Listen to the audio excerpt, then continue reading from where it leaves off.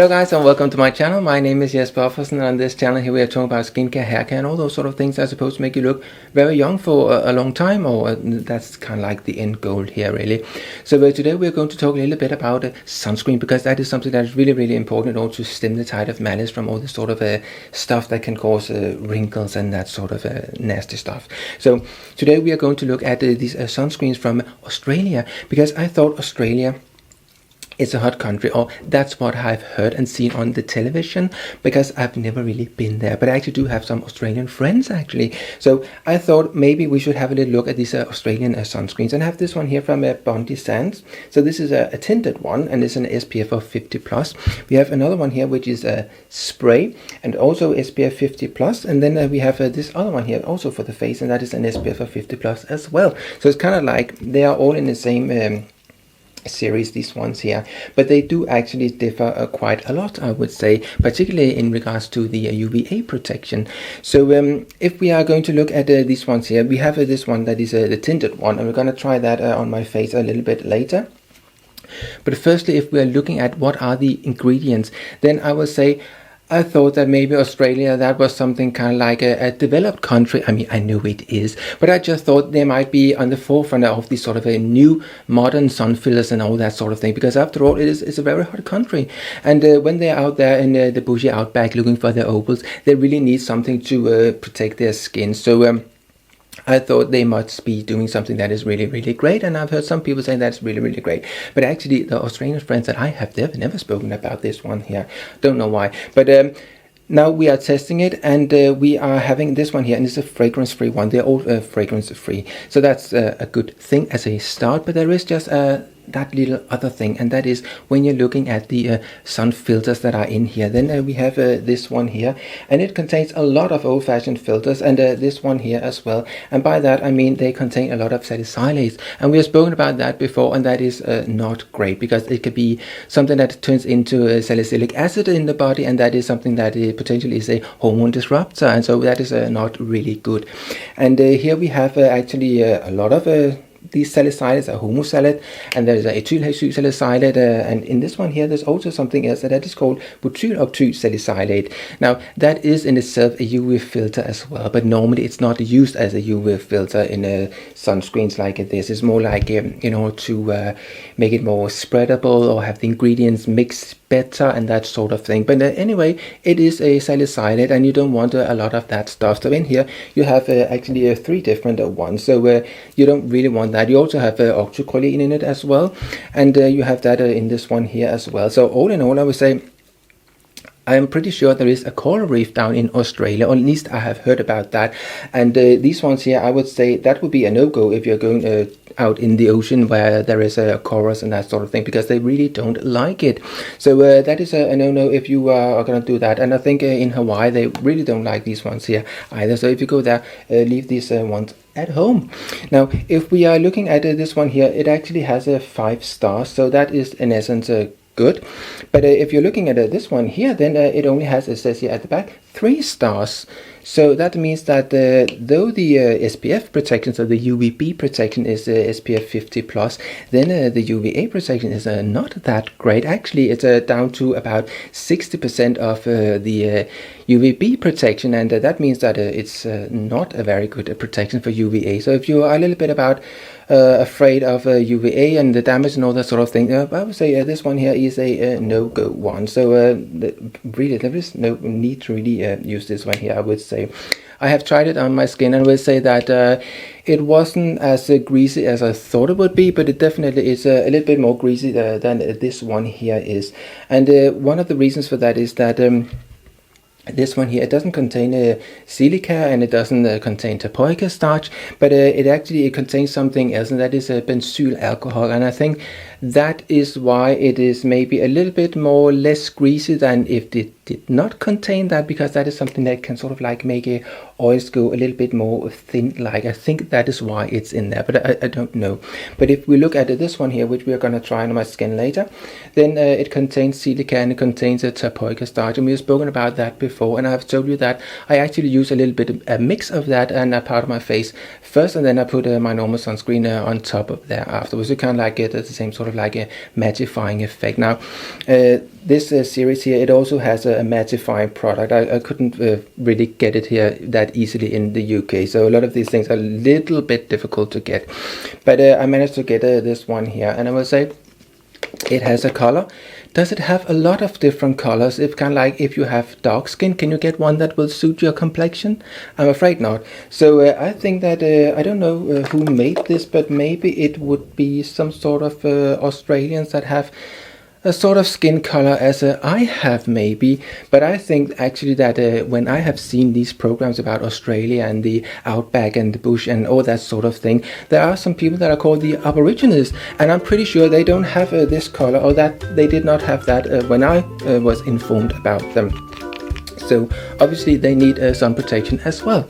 So we have this one here, and we're gonna try this one here on my skin to see how it performs. We already look, you can see it is kind of like relatively pale. I would say it's sort of like almost matches my sort of a skin color, but I would say when I tried it on, it kind of like looked a little bit like you were sort of like trying to look a little bit darker, and you have to use this sort of like all over, because you can't just, as if it was a makeup cream, you start in the middle and you kind of like spread it thinly towards the ears and that sort of thing.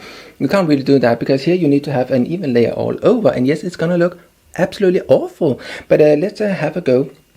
But if it maybe just look at some of the others quickly here, because I'm not going to try the other ones here, because what you would like to see is this color on my face, so you can see how bad is it, are you going to use it yourself or whatever. But if you just take this one here, I would just say that when I tried it, I expected sort of like a light mist all over my face, but I was just more like, obviously I closed my eyes and I didn't breathe. Close your eyes, don't breathe if you're using something like this, and shake it up before you use. So if you just, because I'm going to use this on my face, if you just use this one here on my hand, you can see it goes like that, and it looks really, really wet-ish. I would say it will sort of like dry up a little bit, and it kind of like gives a sort of like it doesn't have a perfume. It's still like, they are chemicals, you just into the air. It's not healthy, I'm pretty sure. So this one here, I would say it kind of like it starts to dry up on the face, and you get this sort of like look as if you are glazed somehow, like if you're having a egg white that is sort of like going stiff on your face, or on the counter tabletop or something like that. That's sort of like a odd look.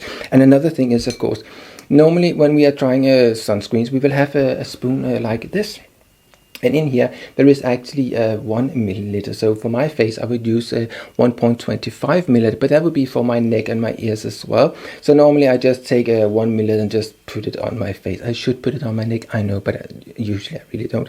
So if you take something like this, how much should you then spray with this one here in order to get 1 milliliter? Well, I actually tried. I just do a little bit brief, just to tell you this.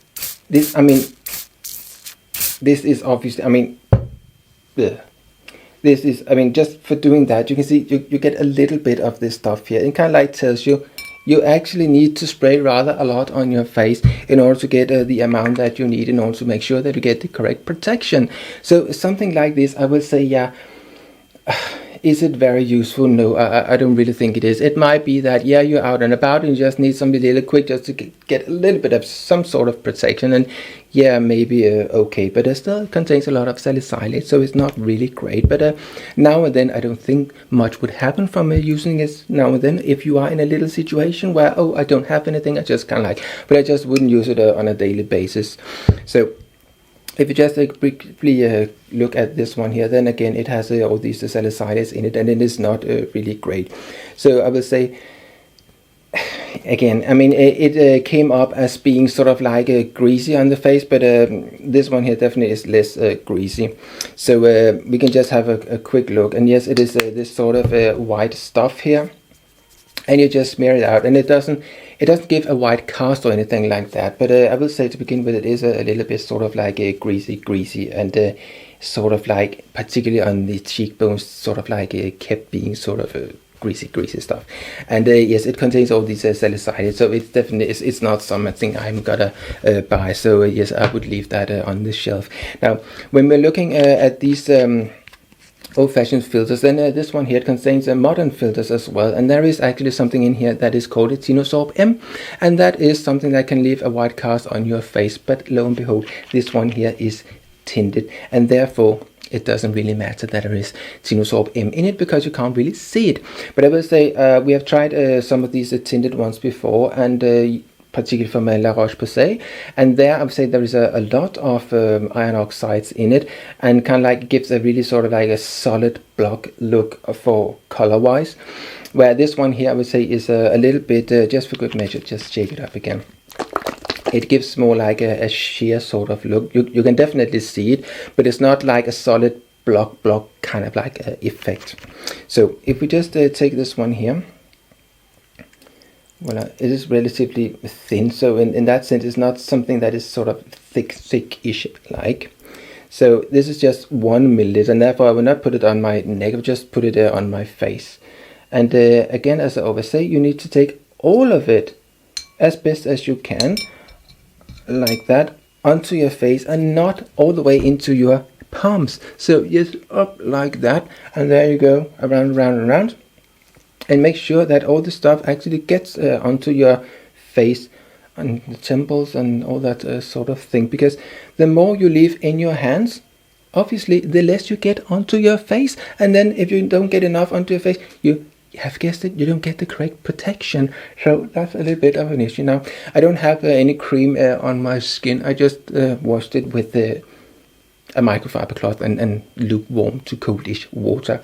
So I don't have anything that should be making this sort of stuff extra greasy or anything like that. And with actually it's working relatively well for greasiness. I don't think it's overwhelmingly greasy in any way.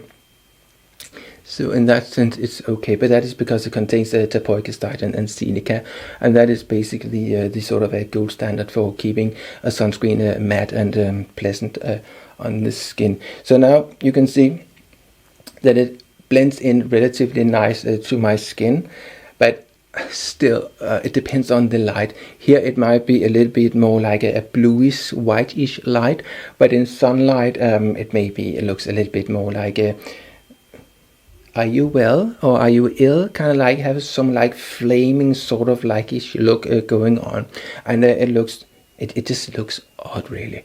So yeah, and I would say this stuff here, I think is some of the iron oxides, and there is a titanium dioxide in it as well. And usually there is that when we have these iron oxides in order for the color to pop and all that sort of thing. And it's kind of like when it sinks into my skin, it has this sort of like light tinkly effect. But yeah, and then you put it on your eyelids as well. But I would say for colored sunscreens, then I have definitely tried worse ones. So this is a more sheer sort of look, but still, I mean, if you are an Aborigine, and there are such in Australia, so why haven't they made a color that matches to them? I think that's a bit of a shame, because this stuff here only comes in one color as far as I can see, and I think that is it's not good enough really. So yeah, now this stuff here looks like if I have been a little bit sort of like a suntanned a little bit, but yeah, it's I mean, it looks like I don't really know. Is it something I'm gonna use again? No. I mean, obviously I'm not going to use it because it has these salicylates in it, so I really don't really want to use it. But otherwise this sort of stuff here, it is difficult to get an even look, and I know that most likely will be people saying that, oh, you just take all your hands and then just like all over and then smear, and it's gonna look really lovely. Yes, because then I would have taken it all off again. So that is not a great thing to do. So yeah, voila, like that. And up here, I think in this light here, it definitely looks nicer, but that is because the light here is really sort of like cold-ish.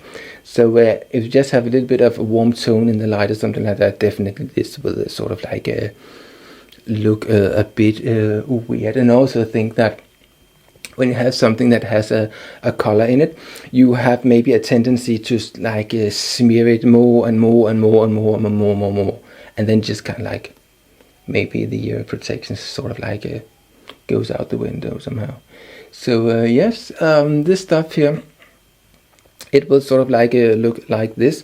It is a tad shiny, but it is not as shiny as it could be, and that is because of the typoic start and the silica. So in that sense, I would say that color-wise, if you have my color or maybe a little bit sort of like a suntan or something like that, maybe you can get away with using this one here, but it's not something that's gonna cover up anything. It's just kind of like because it has this Tinosorb M in it, then if there is just a little bit of some color, then it will take away the whiteness, but it's not something like a foundation or anything like that. It was kind of like cover up anything. It's really just a hint of orange color, a bit of, I don't know, I mean, I don't think I look fresh or anything. Maybe on camera it looks fresh, but in reality it looks like, what have you smeared on your face?